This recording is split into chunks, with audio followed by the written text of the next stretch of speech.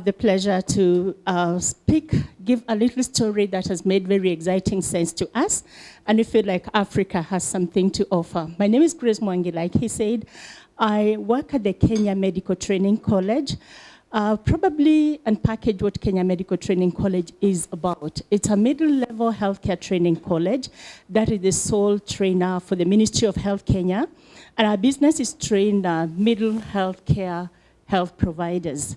We have a network of 86 campuses in the country. That means in every county in Kenya except one, we have some campuses, 86 in number, and a student population of 66,000. So if you're speaking to youth, mental health matters, I have a constituency that you can work with. A background of what we have been doing, and we think it's really making exciting sense. A couple of years ago, we developed a partnership with the University of British Columbia in Vancouver, and this involved a joint training in global mental health. That means that students from UBC would travel to Kenya to interact with students from Kenya Medical Training College in the area of global mental health. Why did we need to do this? Canada is becoming a multicultural country, yet mental health care training is basically or based on one culture. And so the students offering mental health care in Canada need to be exposed to a multicultural environment. Professor Dr. Mohammed, who unfortunately is not here, felt that Kenya would have that kind of environment for the students. So what happened is that students taking courses in social work would travel to Kenya to interact with Kenya Medical Training College students who were taking various units, not necessarily entire courses in mental health. Units in mental health have a week of learning together. We started initially with 2 days of learning together. Then they would have a community experience, which is what UBC was looking for. But as we continued, we felt like we can broaden this scope a little more. So we have students taking master's degrees from UBC. We have students in KMTC taking diploma programs, high diploma programs. Initially, they would all learn together as long as they have a unit in mental health. And we saw a lot of excitement, a lot of impact on the students, reflections, which looked like they were improving their practice, and they were getting to have a feel of what it is to practice in an interdisciplinary setting and a multicultural setting. So eventually we thought, why don't we make interaction a little longer? And we developed an online course whereby we would have students having lectures. We had recorded lectures from various presenters, but basically looking at the healthcare systems in the two countries. We had community-based mental health providers being part of the facilitators. We had persons with lived experience to expose students to what kind of healthcare a person with a mental health challenge would want to receive. We also involved the civil society organizations to bring in the aspect of advocacy. And this worked very well online. We had 3 weeks interaction online. We had quizzes, an exciting time for the students. They mingled together, the Canadian students and the Kenyan students, and they did their modules together, they did their quizzes together, they did their group discussions together, and they worked on an end-of-course project together, which would give them credit in their training programs. Eventually, the last part of that training involves the students from Canada coming over to Kenya for a 1-week face-to-face interaction with our students, receiving training experience from persons with lived experience. We are high on community-based mental health care practitioners speaking to the students.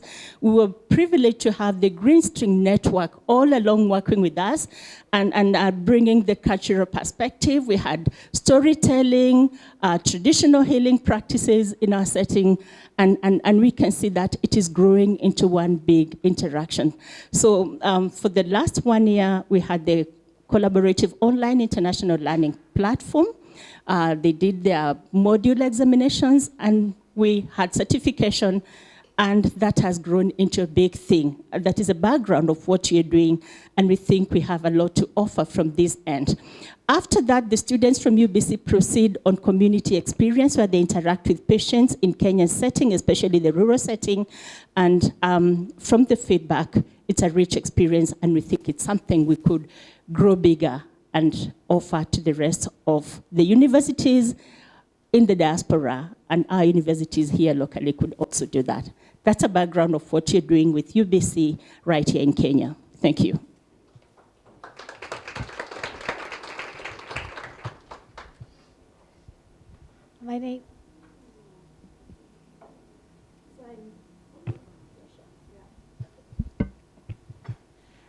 My name's Angie Yoder-Maina. I'm the founder of the Green String Network, where Shiko spoke yesterday. We are trying to figure out how to teach about mental health from a different perspective. I'm a peace-building practitioner. I didn't start out in mental health. I started out in conflict settings all around the world, from the United States, from the Balkans. I was in West Africa. I married and found myself here in Kenya. And everywhere I went, you can't build peace when people are not at peace. And you can't even start to engage with it. And so we started as peace builders dabbling with it because we were on the ground and people were hurting.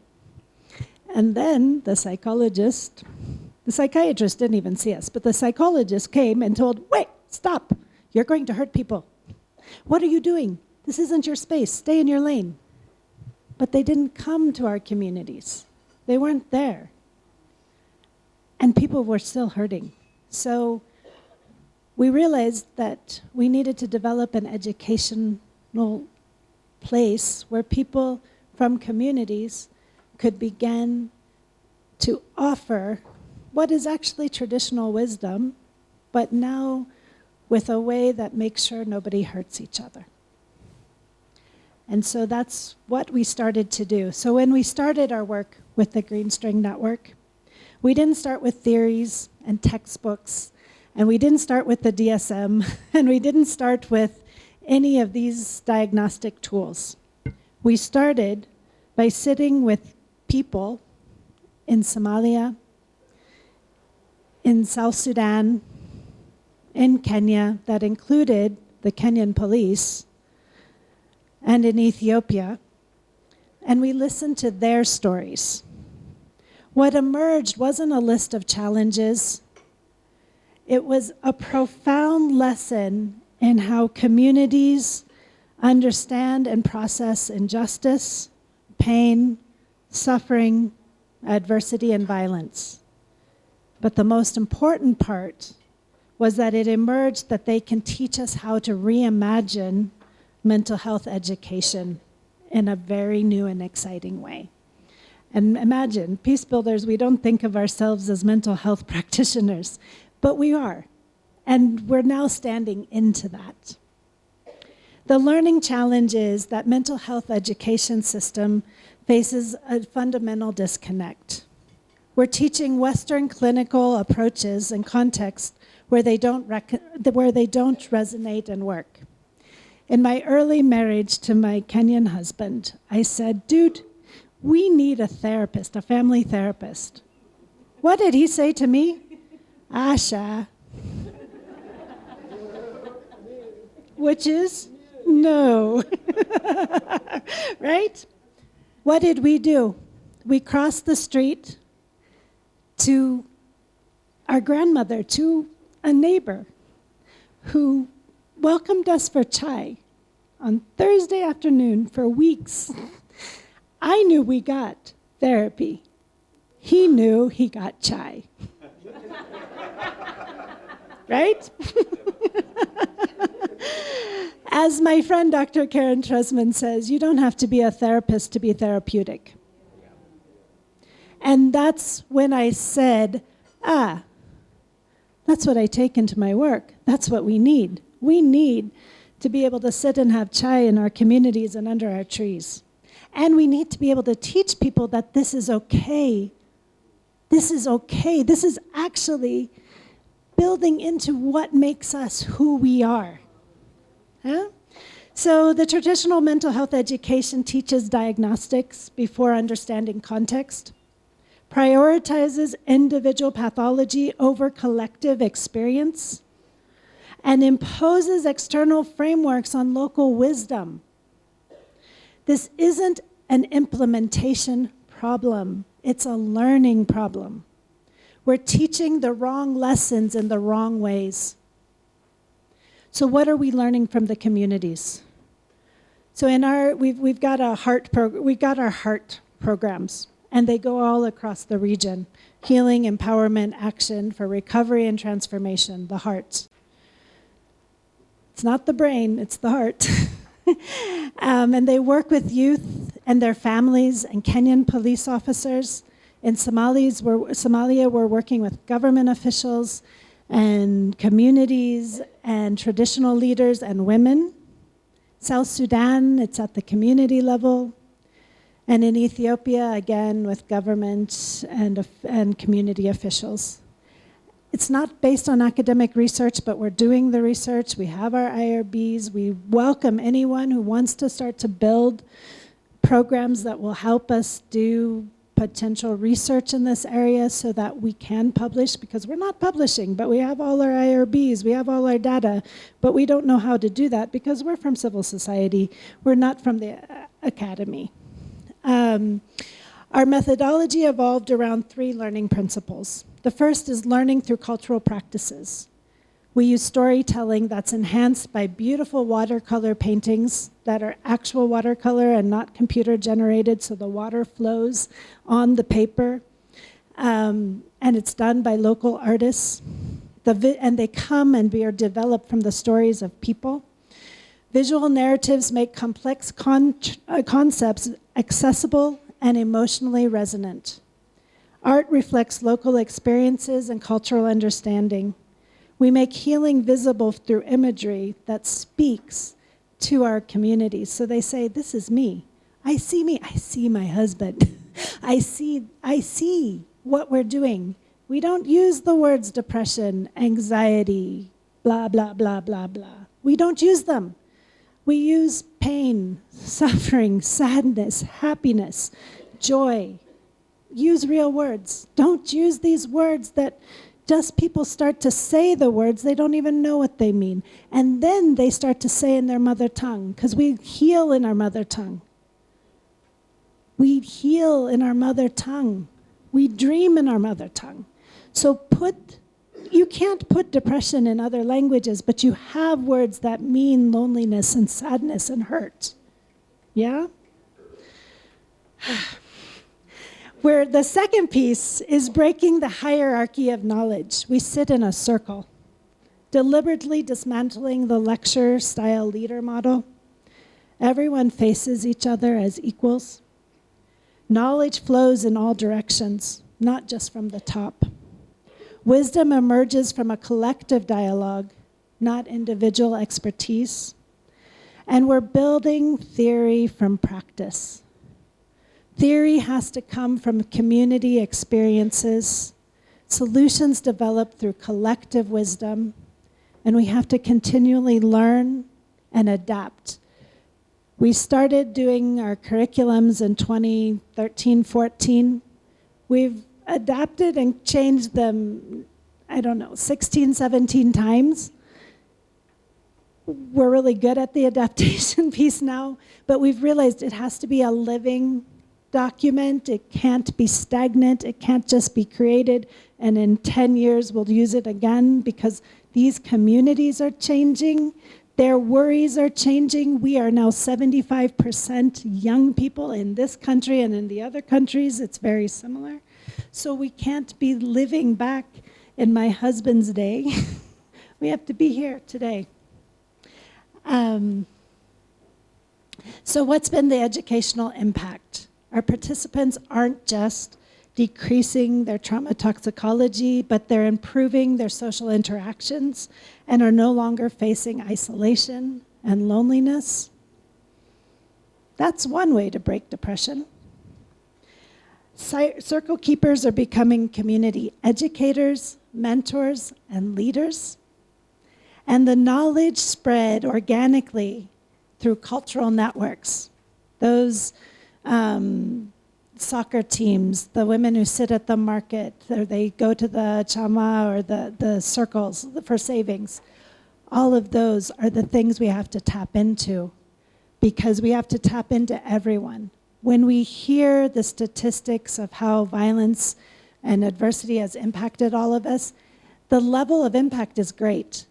And the higher part of that triangle that Chico talked about is never going to be able to keep everybody, and they're not even going to go. They're going to be like Maina, who says, no way, why would I go there, right? So most importantly, we've learned that this approach moves us from passive reception to active creation. Individuals learn from individual learning to collective wisdom, and from external expertise to community knowledge. One participant captured this perfectly when she said, I used to think that I needed an expert to heal. Now I understand that our community holds the wisdom that we need. It was really powerful when she learned that. So the implications for the education is start with community wisdom, start with that local understanding, build on existing knowledge systems, value cultural practices as educational tools, move from the classroom to the community, sit under trees, build things that don't look like they're supposed to be educational in the colonial sense, shift from instruction to dialogue, integrate cultural learning practices, and then this is the biggest, redefine expertise. Recognize that the community knowledge holders value the lived experience that we talk about but don't always value, and build local teaching capacity. It's not build it, strengthen it, it's already there. Just make space for it, give it a space at the table. So my call to action, and this is my last bit before I pass to Dr. Wairimu,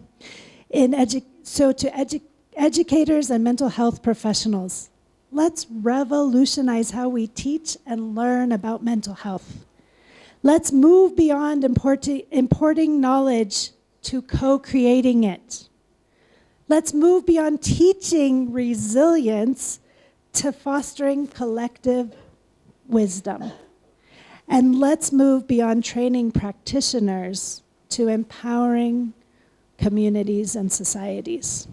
This isn't about making mental health education more accessible. It's about making it more authentic, effective, and true to our African ways of knowing and healing. Thank you.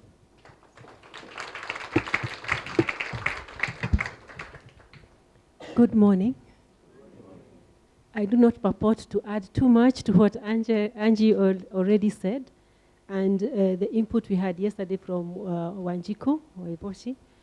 I come from Tangaza University, which is a rather young university, which carries a motto, teaching minds, sounds familiar? Touching hearts, what's that all about? And transforming lives. Teaching minds, touching hearts, and transforming lives. And I have often thought that teaching minds is something we are fairly familiar with what to do and all the content we've got to give, and all our regulatory bodies actually give a lot of credit to theoretical setups where we give lectures and people listen, take notes, and feedback to us in exams.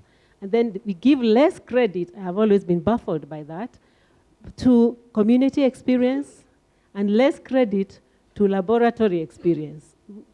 It baffles me. I don't know how we are getting along with that. It is still the status quo at the moment, at least in this country.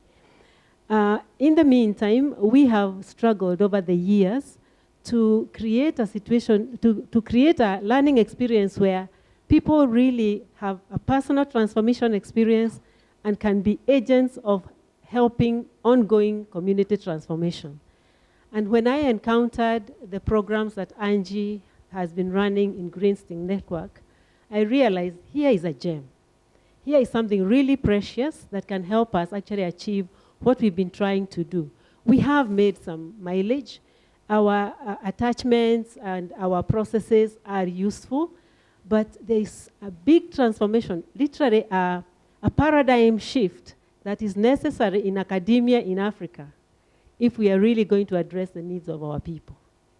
And, and we may not be the best placed, given that we are in academia, and we are kind of perpetuating what we are familiar with. And yet, we are doing more and more of the same and getting the same results without really changing our societies. We talked about the gap yesterday. In this Horn of African region, trauma is possibly a pandemic, literally. People have trauma from hunger, drought, war, FGM, GBV, the lot. I mean, you know it. Our families are in, so that the mental health practitioners, whoever they are, be they psychiatrists, psychologists, counselors, are literally a drop in the ocean. And that's a clear gap we have identified and we have agreed to even, as we were discussing here. But I still think our communities have always had the wisdom of how to handle trauma. Trauma is not new. It is increased and highly augmented, if you like, and diversified, and it's like you can't escape it. But the wisdom is in the communities. And if you move the slide, Angie, to go to my slide, which has a circle. It is actually the one. I'm hoping that you can see a circle, people sitting around a circle. And in my mind, I'm thinking behind that are the circles of old people in traditional societies sitting under trees and sorting out our issues. Mamas going to the river and places and where they talk about their story and take care of each other and sort out the problem in an ongoing way. And I just think our universities need to learn that wisdom and that pedagogy.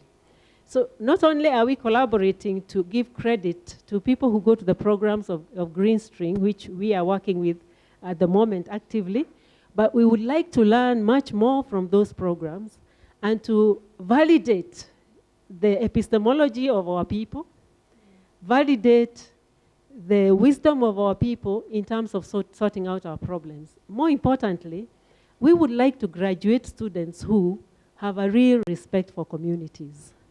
We have a lot of graduates of various branches of knowledge, and they go around as experts without a clue of the realities that people actually go through. We need an attitude of humility as experts, that really we are learning with the community and in an ongoing way, and that producing together the answers that we need to the challenges that we face. So this is the invitation we are trying to make to ourselves as a university, but actually something I think we need in the academic world on the continent. We shift from this colonial system of education, which is very pervasive, which is very, helps our people to feel disconnected, to feel like what they know is of no use, and really to validate that and work together. Yes, learn from others, but having validated what we know and what our ancestors have taught us and what we are experiencing and what we are working with on a day-to-day basis, right? Because we are working, as we said, the gap between the needs and the professional expertise is so big. People are actually having to cope without us. How are they coping? We need to learn from them and work with them. Very, very importantly, in the process of the programs we have, KQ that we heard about yesterday, because we got several in Greenstring, is to recreate and encourage the recreation of caring communities. Because if we lose community, it doesn't matter what else we've got. It just keeps on reproducing more and more trauma, because we are social beings. We live in community. But communities where people have each other's back can be created deliberately in circles, and we can reflect on that knowledge and we can publish it, we can create cognitive ideas that we can share, but we really need to recreate caring communities, because we've reached a point where people no longer feel safe in their communities. So much suspicion, I would have to say, in the educated class, of African knowledge. Educated Africans tend to be afraid of knowledge that comes from the continent, and to feel that it's just never good enough. It needs to come from New York or someplace, and then we can say it's good. And the reality is we are living a little bit, excuse me using this word because I am not a psychiatrist, but I think we have a schizophrenic kind of consciousness as an African people. When we, in the daytime, we are going to the hospital, we are doing that, we are doing this.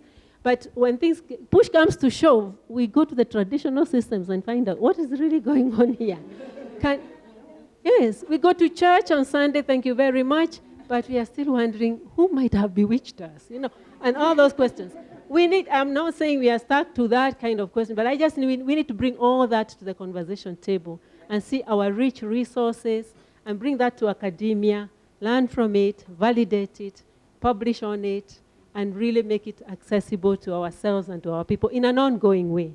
So this is basically what we are trying to do, and we hope that that will create for us sustainability, if you like, communities that are sustainable in terms of that they know that what they know is valid, they can use it until they learn something better from each other or from someone else, and that we keep doing this in an ongoing way and strengthen our roots. Also, being anchored in cultural knowledge is very important because it makes people stronger.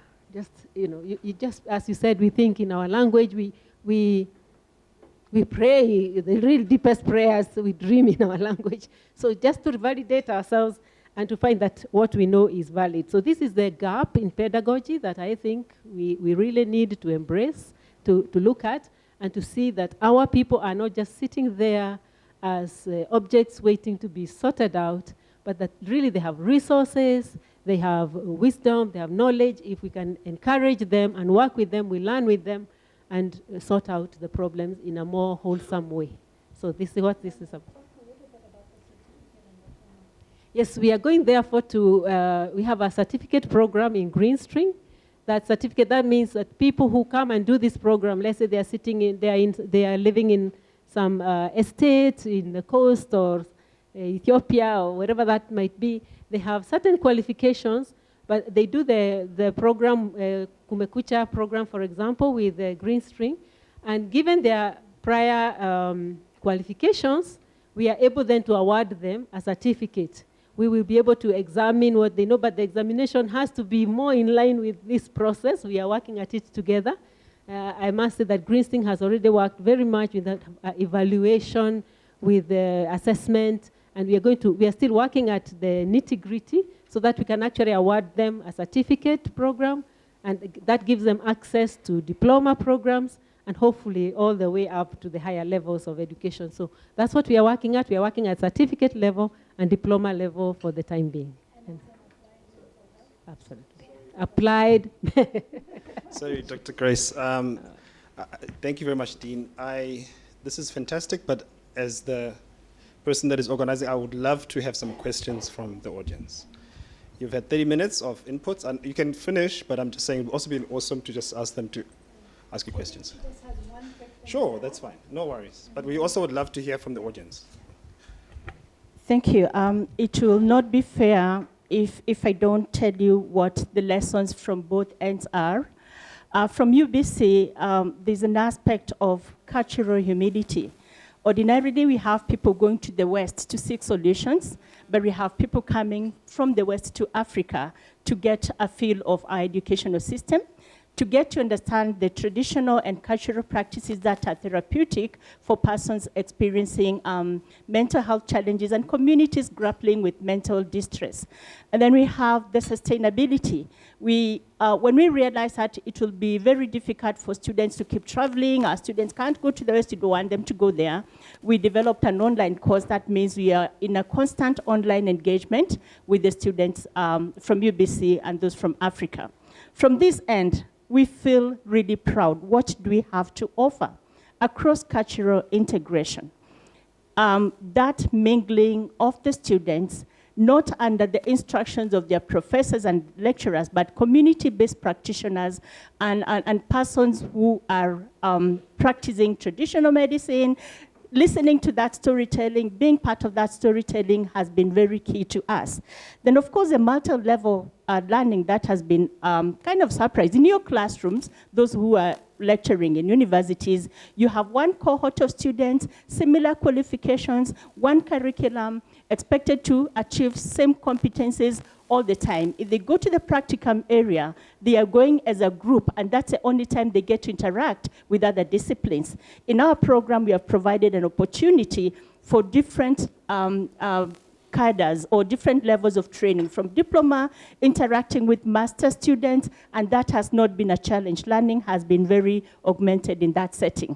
And then they get to have that interdisciplinary feel, which gives the real-life practice a setting. So if it's an occupational therapy student, is interacting with a medical social worker who is at master's level, bachelor's level, physiotherapists, they all get a feel of what the field looks like. Of course, having authentic voices from people with lived experiences, that only get to happen in the field, but from the classroom. From the training area, we have authentic voices from persons with lived experiences.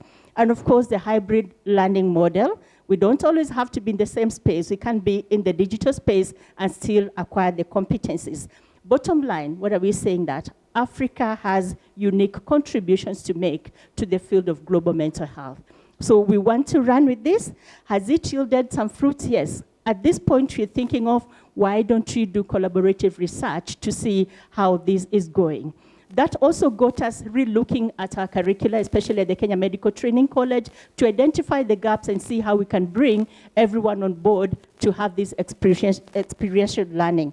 And of course, we have dreams to keep having this and to host more African solutions.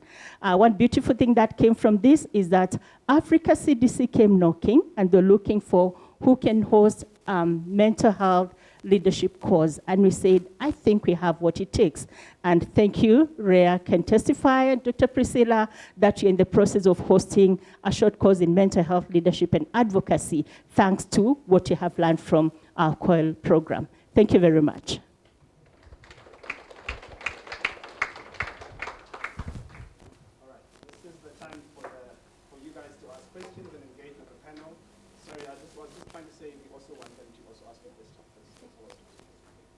So we have, can you get some mics, please?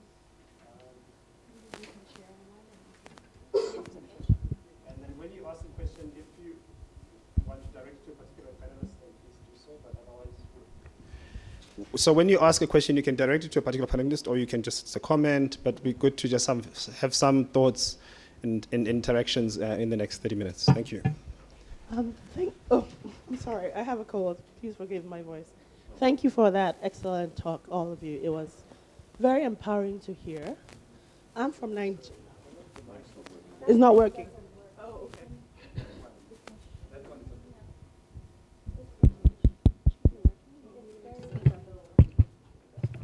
Is this? Oh, this is better. Okay. Apologies, and thank you all for that excellent talk. Very empowering. I'm from Nigeria, but I practice in the US. I don't know if there are many Nigerians here, but yes, I'm happy to represent my country. My question is for all of you, really about the role of religion, how you interface with religion, either Christianity, Islam, or traditional religion, and also how do you work with the patriarchy that is still pretty prominent in African culture. Speaking frankly, when I was practicing in Nigeria, I had to do a lot of things to move health along, including having myself offered as an offering to be a girlfriend of one of the ministers in the community. These are the realities that people doing this work are facing. So my third question will be about medications. How are you working with medications in trauma? Is there any role for medications in trauma-related treatments or therapies? Thank you.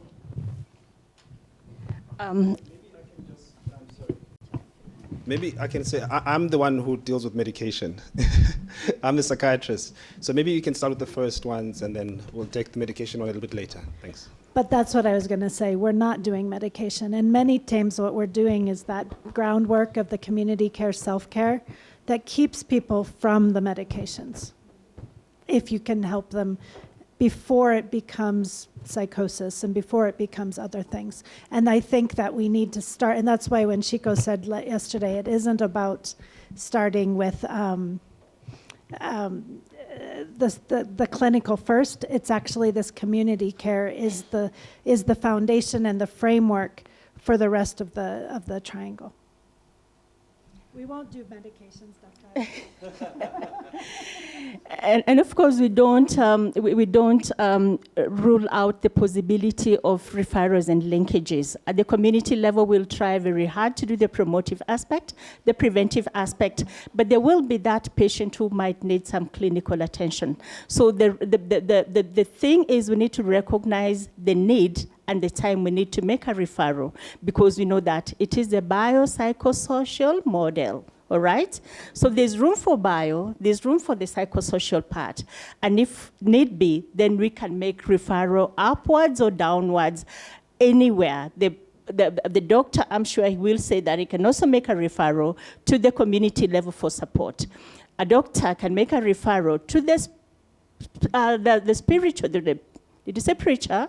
To the religious persons for spiritual care. So we don't rule out the role of referrals, networking, and linkages. We all work as a team.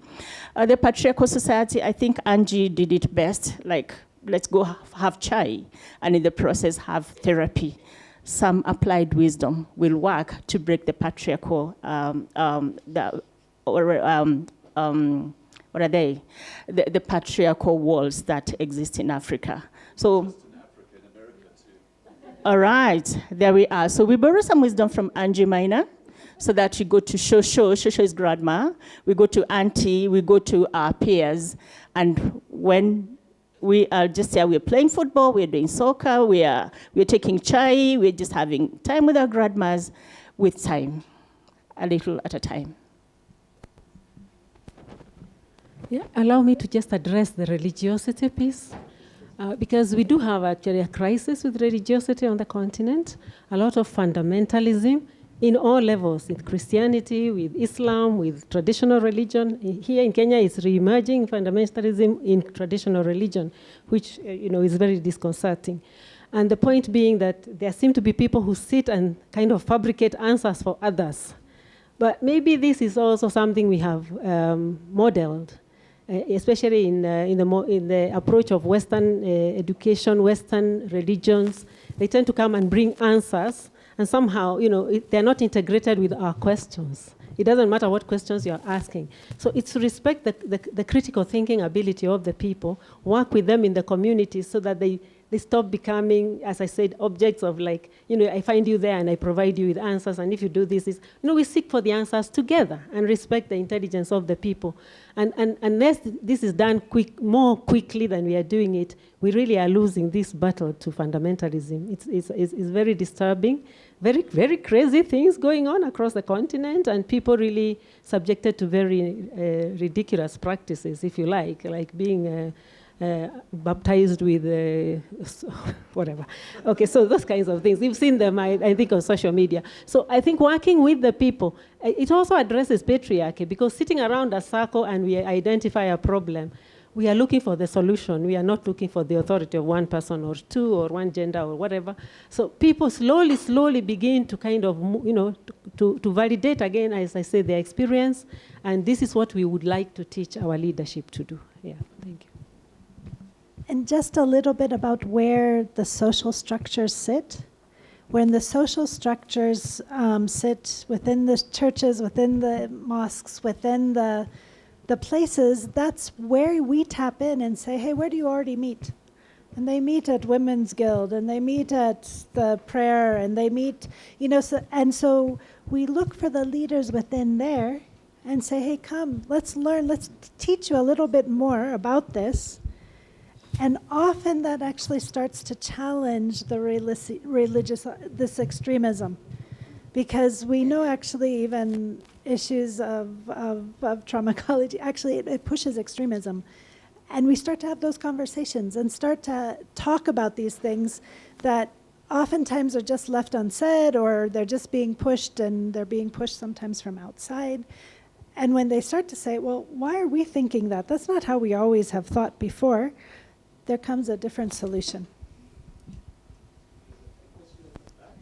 Hello. Hi, everyone. Thank you so much. You are so wise, so courageous and brave.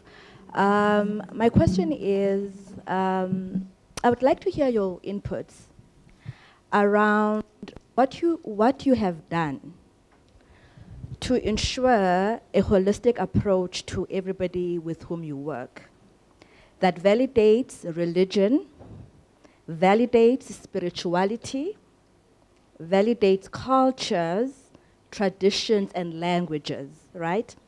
And I'm highlighting your validation of spirituality because people make sense of the experiences that they have in that way. And in my work, it is helpful. So I'm getting a bit worried when there is an emphasis on how bad it is. There are bad, there is bad in it. With everything, there is bad. But I'm very, very worried that we are highlighting that are bad and not using the asset it is. Please share more about that. Thank you. I'll quickly talk and then I'm handing it to Wairimu. Our program is all around the asset. What do you have that's good? It isn't what's wrong with you. It isn't what's happened to you. It's how did you survive? How are you surviving? What's made your community be able to survive? And it's that shift to the asset, to the healing centered. We stop talking about the deficit. We stop talking in labels. We stop using words around disorder. We're changing language that talks about how we're broken, how we're ill, how we're sick. We're talking about actually how have we survived and how are we thriving in a way that maybe it's like telling people to be resilient when the system has beaten us down. We're tired of it because we actually are already resilient. That's the nature of it. So it's for us it becomes around shifting and changing of language. And in changing of language, we change how we see ourselves and how we see those around us. I don't know whether I catch well the question. Just one reactive answer can be that, there is a lot of, if you like, rejection of African cultural ways as having been so bad for so long that, we really do need to swing the pendulum in that direction. And I know that some countries are way ahead of us in that, and I just want to thank you. We are following up. Now, how do we validate your spirituality, your language, etc.? You come as you are. Our main job is creating the safe space and having our students helping each other to create the safe space in the communities and having our students learn how to do that and to be able to, to welcome the good that comes from whatever direction that it comes, so long as people are finding life in it. So we are not rejecting what you are finding that's working. We are basically encouraging us to continue with it and to learn more from each other and to create spaces where people can actually work with what they've got. Now, for example, we are using English. It's not our preferred approach, but in certain spaces we do have to use English for the time being. In some places we can use Kiswahili, for example, and we have numbers of people from different communities who will gather. They come from different language backgrounds, but Kiswahili may be closer home to them than English might be. Now, when they go back to other settings where they are, hopefully they will work with this in the languages in which they work. So I'm hoping that this is a process, and I'm convinced this is a process where really, as I was saying, we have a problem of touching hearts, but when people have an experience of really caring for one another in a circle and validating each other's experiences and resources, then they can carry that with them and be able to do it in other circles and make it the culture that we are creating. So this is basically what we are offering. It may not sort all problems, but I hope it offers a paradigm that restores the authority of community and everybody's individual authority within the community to bring your personal contribution and be welcome such as you are. Okay, I had a question. Oh.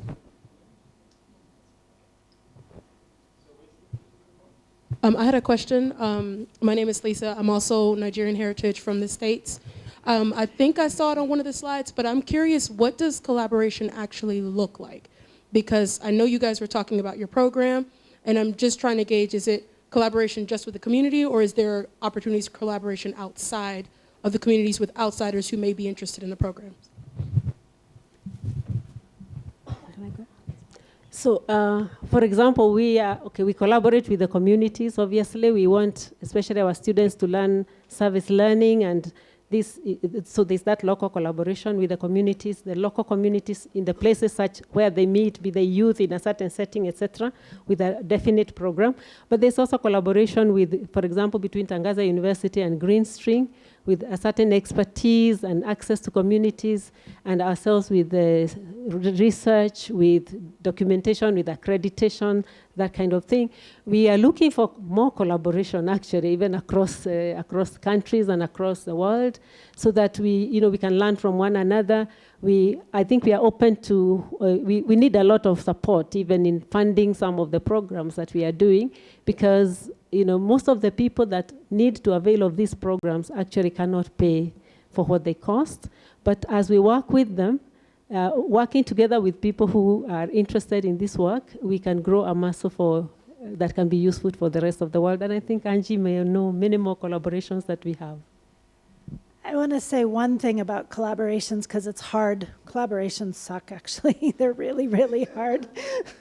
They're really hard. They take relationships, they take actual, they're hard. It took us 5 Kenyan universities to get a university who said, yes, we'll develop a certificate and a diploma program with you. 5, from top to everywhere. And it's taken 3 years where we're sitting here saying we've got it. We're writing the curriculum. We're finishing it, because I'll be really frank. The Kenyan institutions wanted nothing to do with us. They wanted zero to do with us.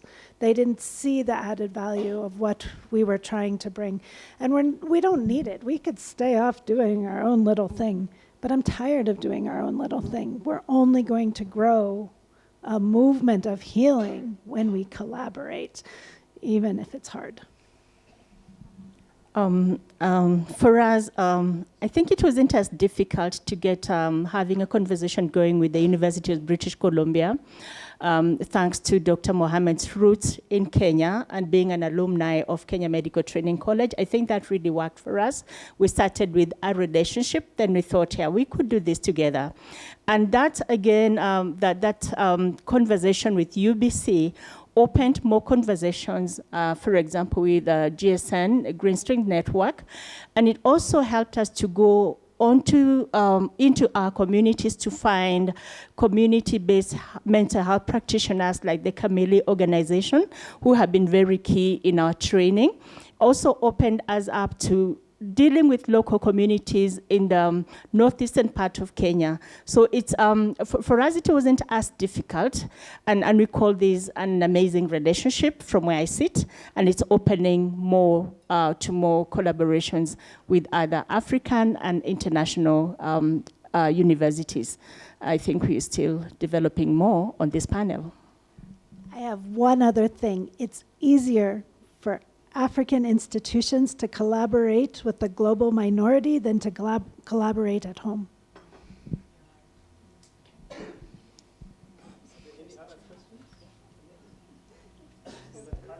Yeah. Hi. Thank you so much for this conversation. I'm Carlo. I'm a postdoc fellow at BU at Boston University in Boston. I'm curious, and I'm also Kenyan. It's important to say that. But I'm very curious about the pedagogy. I really appreciate how you've emphasized this epistemic justice, essentially, Dr. Churu. I think it's so important, especially as many of us here are in academia in one way or another, when thinking about epistemic justice, my personal experience when I was studying my doctoral in my psychology, doctorate in psychology, it was very isolating as an African in academia to be trained in a very linear and very predominantly Eurocentric, pedagogy and theories of psychology. And anything that, if I was to, essentially, and this is not unique to me, this is just the experience of the global majority who are studying in academia, and unfortunately, even in academia on the continent, is very Eurocentric. The pedagogy is very Eurocentric. So there's more work to be done. We always have to read outside of the curriculum if we want to complicate our conceptualization of what mental health is and what treatment looks like. So one of the things that I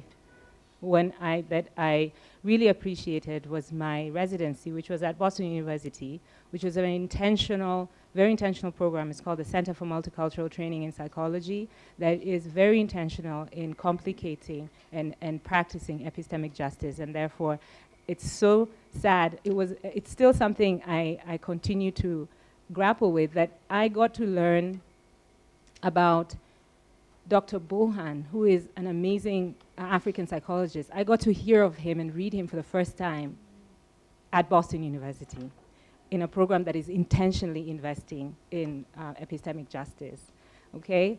It was so sad because I got trained in Kenya, in a university in Kenya, that I never heard of Dr. Bohan. And he's right next door. He's in Somaliland. That is just an example. And so I'm curious about the pedagogy that informs you all as practitioners, as leaders in this epistemic justice within the continent. What are some of the, if I was just curious, who are some of the, the people, what are some of the books, the people that that are being given to the trainees of the next generation that you guys are training? Who are they reading? I'm curious, who are you wanting them to know? Carlo, please get to the question. That is my question. Thank you. Who are you asking?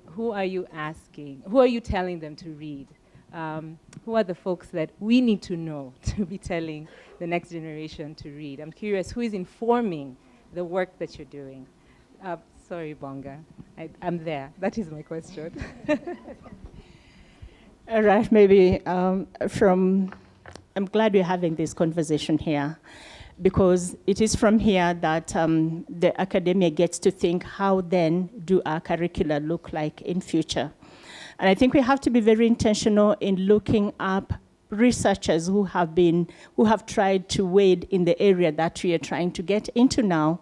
And we have quite a number, but we have not been very intentional. For example, in Kenya, we have our own Professor Ndete, who has done a lot of research in traditional healing, but have we had that go into a curricula? So it's a bit of being intentional in creating a curricula that speaks to the needs of the people, not just having the traditional Western curricula that does not speak to the local context. So we may not have done this, but we know there's a whole body of knowledge that goes unutilized. And like I said, this is an opportunity for more research in this area. And this research does not just go to the shelves. It doesn't go to the conferences, and we don't just drop it here. We pick it up and say, then how does this knowledge, how do these findings speak to our training programs? And we are really keen on that. I'll ask my colleagues to maybe chime in. I kind of have three people that I keep pointing people to, friends for no every day. It doesn't ever go bad. But then the contemporary is Dr. Mohammed Ibrahim. The research he's doing in Ethiopia, in Kenya and Somalia, he's one of the few new voices of a different way of doing this and the research that he is actually doing. And then one who's not really published very much is Dr. Tekla Namachanja Wanjala, who was the former chair of the TGRC in Kenya and is a long-term peace builder, but is one of the people that I learned most about the approach that we continue to use collaboratively with her. But She doesn't write a lot. She speaks. So if you want excellent speakers, bring her in. And then Dr. Babu Ayendo. He's amazing. He also doesn't publish, but he should. But again, if you're looking for really good people to start to see what they're doing and how they're doing it, those are the people that I go to. In the Kenyan context, there's others outside. Yes, so I think we do need to do quite a bit of work to get a scholarship that's out there beyond speaking about it.